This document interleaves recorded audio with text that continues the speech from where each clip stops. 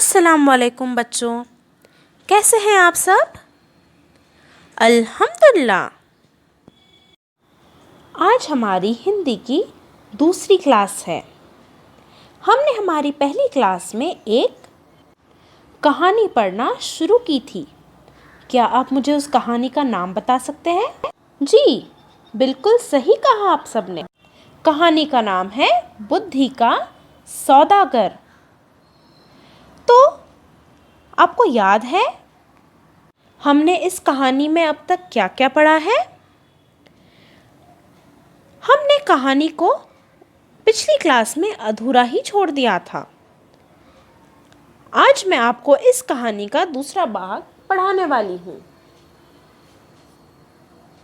कहानी का दूसरा भाग शुरू करने से पहले हम जल्दी से एक बार देख लेते हैं कहानी में अब तक क्या हुआ था।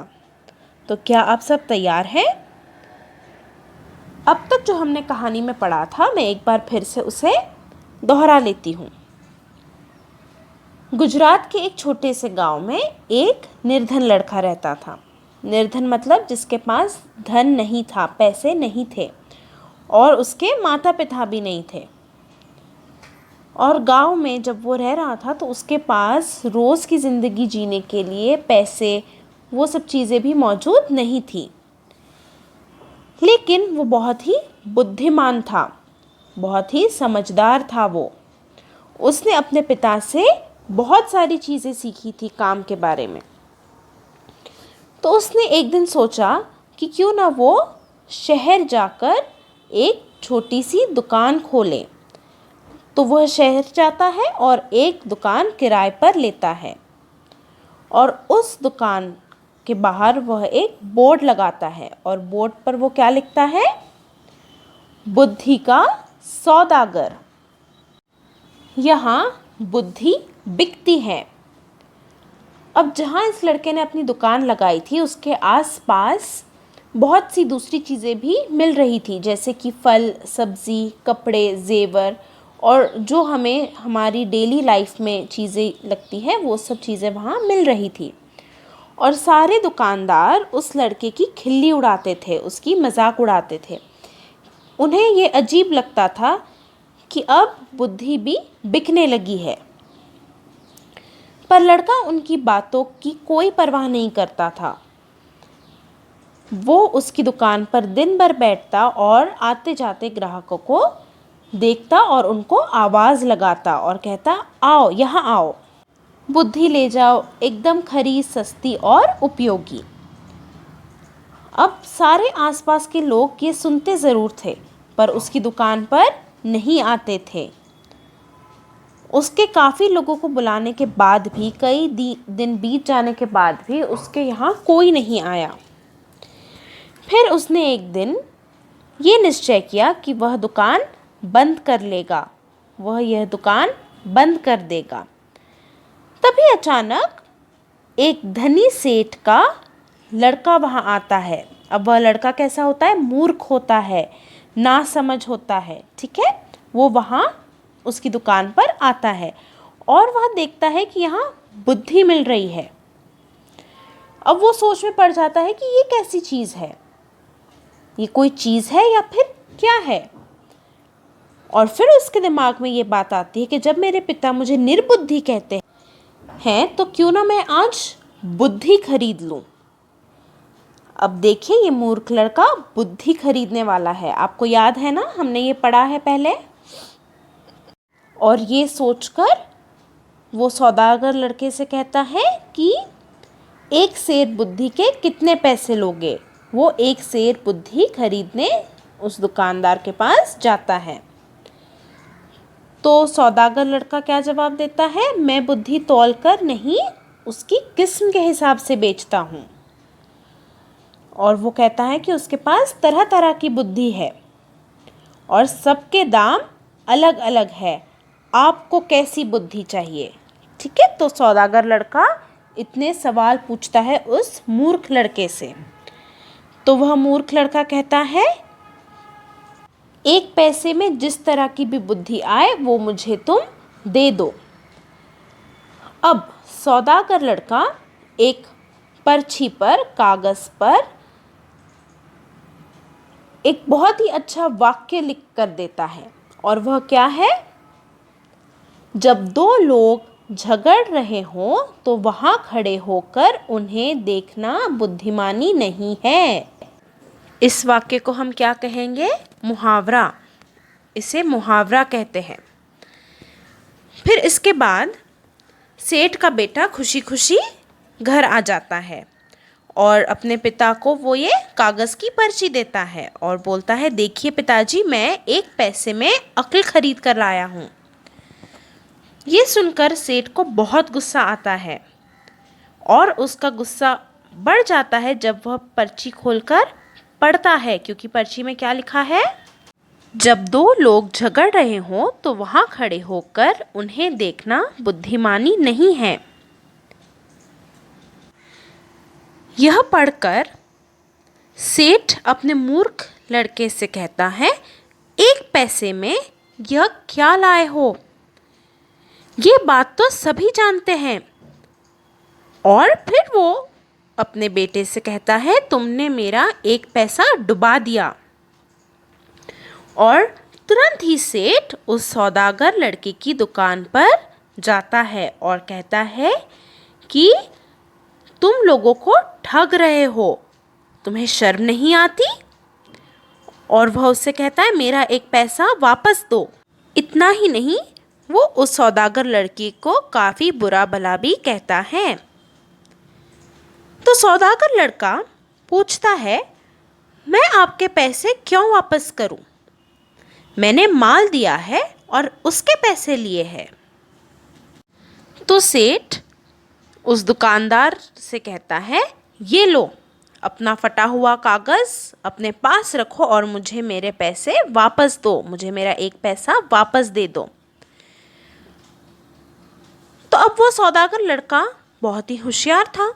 उसने कहा, मुझे ये पर्ची नहीं चाहिए, मुझे मेरी सीख वापस चाहिए जो उस पर्ची पर लिखी हुई थी। अगर आपको आपके पैसे वापस चाहिए तो आपको एक कागज़ पर लिख कर देना होगा कि आपका बेटा कभी भी मेरी सीख का प्रयोग नहीं करेगा। तो सेठ ये बात मान लेता है और एक पर्ची पर लिखकर सौदागर लड़के को दे देता है। सौदागर लड़का उस कागज़ की पर्ची पर सेठ के हस्ताक्षर भी लेता है और फिर पैसे वापस दे देता है। हमने इस कहानी को यहाँ तक देखा था। अब हम देखेंगे आगे इस कहानी में और क्या होता है। समय बीतता गया। उस प्रदेश के राजा की 2 रानियां थीं। एक दिन दोनों रानियों की दासियां बाजार गईं। दासियां कौन होती है? सेविका। तो रानियों की सेविका बाजार गई। वहाँ उनका झगड़ा हो गया। अब 2 रानियां थीं तो उनके हिसाब से 2 दासियां भी थीं, और जब वो 2 दासियां बाजार गई तो वहाँ उनका झगड़ा हो गया। बात हाथापाई तक पहुँच गई। लोग चुपचाप खड़े देख रहे थे। अब वह झगड़ा इतना बढ़ गया था कि वो दोनों आपस में हाथापाई भी कर रहे थे और आसपास के लोग चुपचाप खड़े होकर उन दोनों को देख रहे थे। उन्हीं में सेठ का बेटा भी था। अब जो आसपास लोग थे उनके बीच में कौन था? सेठ का बेटा। झगड़ा बढ़ता देख सारे लोग एक एक कर वहाँ से चले गए, मगर सेठ का लड़का करारनामे के अनुसार वहाँ से जा नहीं सकता था। अब झगड़ा बढ़ता जा रहा था तो वहाँ के लोग भी जाने लगे, पर सेठ का बेटा वहाँ से नहीं जा सकता था, क्योंकि उसके पिता ने एक पर्ची पर हस्ताक्षर करके ये उस सौदागर लड़के को लिख कर दिया था कि उनका बेटा अगर किसी 2 लोगों के बीच झगड़ा हो रहा होगा तब भी वो वहीं खड़ा रहेगा, वो वहाँ से नहीं हटेगा। वह अकेले ही खड़ा रह गया। बस फिर क्या था, दोनों दासियों ने उसे अपना गवाह बना लिया। अब जब वो वहाँ झगड़ा देखते खड़ा था तो दासियों को तो मौका मिल गया कि अगर कार्रवाई की जाए तो उसे वो गवाह बना दें। झगड़े की बात राजा रानियों तक पहुंची। अब जो झगड़ा बीच बाजार में हो रहा था, उस झगड़े की बात राजा और रानी को भी पता चल गई। सेठ और उसका लड़का राज दरबार में लाए गए। दोनों रानियों ने लड़के से कहा कि वह उनके पक्ष में गवाही दे। अब जब उस लड़के को राज दरबार लाया गया तो दोनों रानियों ने उसे कहा कि वह उनके पक्ष में गवाही दे। सेठ और उसके बेटे के तो होश उड़ गए। वह सोच में पड़ गए कि वो किसका साथ देंगे। वे सहायता के लिए बुद्धि के सौदागर के पास पहुँचे और बोले, हमें किसी तरह बचा लीजिए। देखते हैं सौदागर लड़का क्या करता है। अब मैं 500 रुपये लूँगा, लड़के ने कहा। ठीक है, ये लो 500 रुपये। सेठ ने तुरंत 500 रुपये निकालकर सौदागर को दे दिए। अब सौदागर को 500 रुपये मिल रहे थे और सेठ अपने आप को और अपने बेटे को बचाना चाहता था, इसलिए वह तुरंत 500 रुपये देने के लिए मान गया। देखो, जब गवाही देने के लिए बुलाया जाए तो पागल की तरह व्यवहार करना। बुद्धि के सौदागर ने उपाय बताया। तो उपाय में बुद्धि के सौदागर ने क्या कहा सेठ और उसके लड़के को कि जब भी तुम्हें गवाही के लिए बुलाया जाए तुम पागलों की तरह व्यवहार करना, ताकि सबको लगे कि तुम पागल हो। सेठ के बेटे ने वैसे ही किया। राजा ने उसे पागल समझकर महल से बाहर निकाल दिया। इसी तरह की एक दो घटनाएं और हो गईं। बुद्धि के सौदागर की चर्चा राजा के कानों में भी पड़ी। राजा ने उसे बुलवाया और पूछा, सुना है तुम बुद्धि बेचते हो? क्या तुम्हारे पास बेचने के लिए और बुद्धि है? तो जब राजा को पता चलता है कि सौदागर बुद्धि बेच रहा है और काफ़ी मशहूर हो रहा है, तो वह उसे अपने राज दरबार बुलाता है और पूछता है, क्या तुम्हारे पास बेचने के लिए और बुद्धि है? जी हुजूर, आपके काम की तो बहुत है, लेकिन 1,00,000 रुपए। सौदागर लड़के ने कुछ हिचकते हुए कहा। अब सौदागर लड़का राजा से कहता है, जी हुजूर, बुद्धि तो है और आपके काम की भी है, लेकिन वह 1,00,000 रुपए की है। तुम्हें 1,00,000 रुपए ही दिए जाएंगे। तुम पहले बुद्धि तो दो। राजा बोले। सौदागर ने एक पर्ची राजा को दे दी। राजा ने पर्ची खोलकर पढ़ी। अब सौदागर लड़का, जब उसे 1,00,000 रुपए मिलने वाले थे और राजा तैयार भी हो गए, तो सौदागर ने एक पर्ची राजा को दी। राजा ने पर्ची खोली और उसे पढ़ने लगे। तो देखिए क्या था। कुछ भी करने से पहले खूब सोच लेना चाहिए। राजा को यह बात बहुत पसंद आई। उन्होंने अपने तकिए के गिलाफ पर, पर्दों पर, अपने कक्ष की दीवारों पर, अपने बर्तनों पर इस वाक्य को लिखवा दिया, जिससे वह इस बहुमूल्य बात को कभी न भूले और न ही कोई और भूल सके।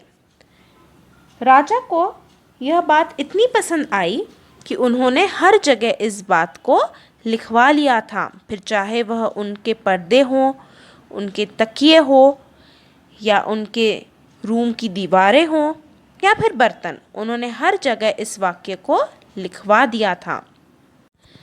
इससे एक और ये चीज़ होती कि ना ही वो ये बात कभी भूलते, ना ही कोई और राज दरबार में इस बात को भूल पाता। तो चलिए देखते हैं आगे कहानी में क्या होता है। एक बार राजा बहुत बीमार पड़ गए। राजा के एक मंत्री ने वैद्य के साथ मिलकर षड्यंत्र रचा और उनकी दवा में विष मिलाकर ले आया। अब हमें तो पता है राजा के मंत्री होते हैं, तो उनमें से एक मंत्री ने वैद्य मतलब डॉक्टर के साथ मिलकर षड्यंत्र रचा। षड्यंत्र मतलब एक साजिश रची। और क्या किया? उनकी दवा में विष मिला दिया। विष मतलब पॉइजन। राजा ने दवा का प्याला अभी मुंह के पास रखा ही था कि उस पर खुदे शब्दों पर उनकी नज़र पड़ी। और क्या शब्द खुदे हुए थे उस प्याले पर? कुछ भी करने से पहले खूब सोच लेना चाहिए। राजा ने प्याला नीचे रखा और दवा को देखकर सोच में डूब गए कि यह दवा पीनी चाहिए या नहीं। अब देखिए, उस सौदागर लड़के की इस बात से राजा का जीवन बचने वाला था। वैद्य और मंत्री को लगा कि उनका भांडा फूट गया है। अब जब राजा सोच में पड़ गए तो वह उनकी तरफ भी देख रहे थे और यहाँ वहाँ भी देख रहे थे। इस वजह से वैद्य और मंत्री डर गए और उन्हें लगा कि उनका राज बाहर आ गया है, उनका भांडा फूट गया है। वे दोनों डर गए और राजा से क्षमा मांगने लगे। अब देखिए, वह डर गए और राजा से माफ़ी मांगने लगे। महाराज, हमें क्षमा कर दीजिए, हमसे बहुत बड़ी भूल हो गई। वो दोनों ने महाराज से माफ़ी मांगी और कहा, हमें क्षमा कर दीजिए, हमसे बहुत बड़ी भूल हो गई। राजा ने तुरंत सिपाहियों को बुलवाकर दोनों को कारागार में डलवा दिया। अब बुद्धि के सौदागर की वजह से आज राजा की जान बची थी। बुद्धि के सौदागर को बुलाकर इनाम में खूब सारा धन दिया और उसे अपना मंत्री बना लिया। तो देखिए बच्चों, इस कहानी में हमने बहुत सी बातें सीखी। उस निर्धन लड़के के पास, जो एक छोटे से गांव का था, चाहे पैसे नहीं थे पर उसके पास बहुत सारी बुद्धि थी। उसने अपनी बुद्धि और समझदारी के साथ अपना कामकाज शुरू किया और बुद्धि का सौदागर बनकर लोगों को बुद्धि बांटता रहा। इससे उसे पैसे भी मिलते रहे और वह अपना जीवन अच्छे से जी रहा था। और यही नहीं, उसकी समझदारी की वजह से राजा की जान भी बची थी और जिसके बदले उसे धन के साथ साथ एक बहुत अच्छा ओहदा भी मिला। उसे मंत्री बना दिया गया। इसी के साथ हमारी यह कहानी आज पूरी हुई। अब होमवर्क के लिए आप लोग आपकी पेज नंबर 17 पर हिंदी टेक्स्ट बुक में से शब्दार्थ याद करेंगे, वर्ड्स और उनके मीनिंग भी। और साथ ही नीचे गए तीनों मुहावरों को भी आप अच्छे से पढ़ेंगे और याद करेंगे। तो अब हम मिलेंगे अगली क्लास में। तब तक के लिए अल्लाह हाफ़िज़।